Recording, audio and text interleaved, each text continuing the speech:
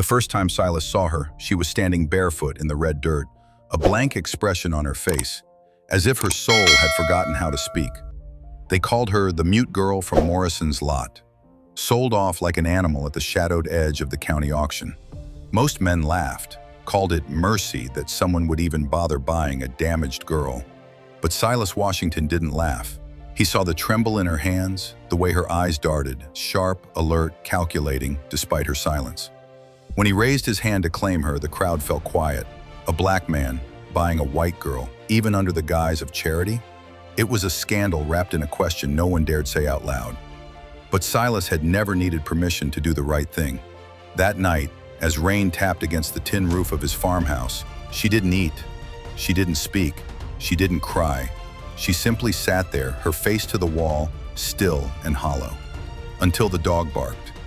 Bishop, his old shepherd mix, usually calm, leapt to his feet and stood by her like a soldier. His tail wagged once, then again, and the girl turned slightly, just enough to whisper, softly, clearly, "It's okay, boy, they don't see yet." Silas froze. The voice wasn't timid, it wasn't broken, and it sure as hell wasn't deaf. The days that followed took on a peculiar rhythm. Rose, as she was called, wore silence like armor. She communicated only in gestures, eyes downcast, hands always busy, gathering eggs, sowing, tending the herb garden behind the barn. But Silas wasn't just a farmer.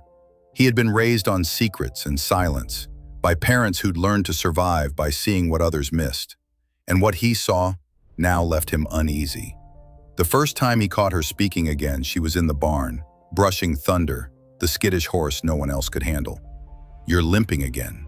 That back leg needs soaking. I'll fix it later, okay?"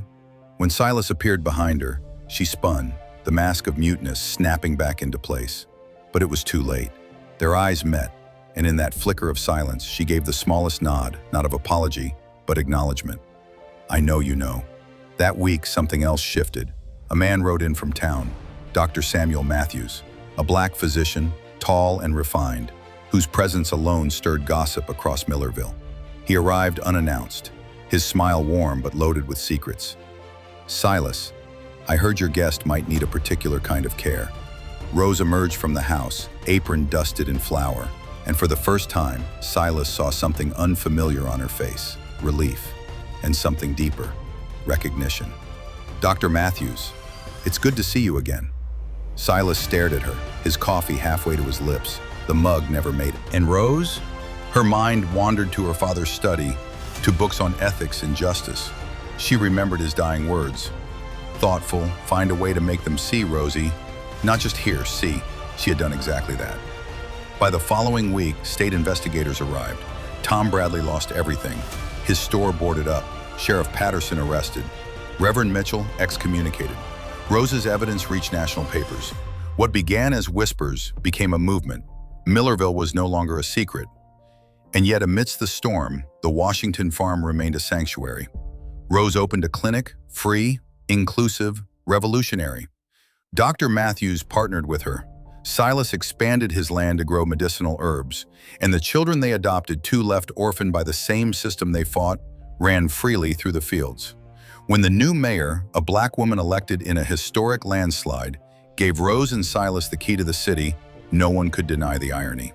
The same town that once called their bond immoral now celebrated their wedding. On a summer afternoon 3 years later, a journalist asked Rose what changed everything. She didn't hesitate. Thoughtful, people underestimate silence, but silence listens. And one day silence speaks, and the whole world hears. Silas added, laughing softly, "Cuckolds, and sometimes the ones they try to bury are the ones growing deepest roots." Millerville had become a story of transformation, not because its people were perfect, but because they were finally forced to look in the mirror. And what they saw staring back was the fire of a woman who had been silenced and the man who believed in her before he even knew her name. Justice didn't knock at their door, it broke it down.